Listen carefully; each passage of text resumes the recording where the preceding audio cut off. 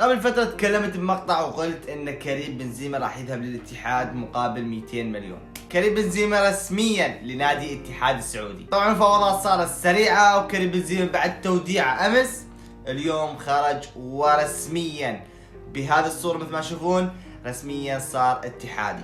الف مبروك للاتحاد على هذا اللاعب، راح تكون اضافة كبيرة صراحة للنادي وللدوري السعودي. واكثر شيء صراحة افرحني بعد نشر كريستيانو لهذا الصورة، ما ادري كان يقصد او ما كان يقصد، ولكن شفت رقم 9 وهاي شفت فيه تلميحات من كريستيانو لكريم بنزيما. فكريم بنزيما وكريستيانو رونالدو الان اول اثنين في الدوري السعودي، القادم في راموس، في مودريتش، في ليونيل ميسي اللي قاعد مكسر الدنيا صراحة.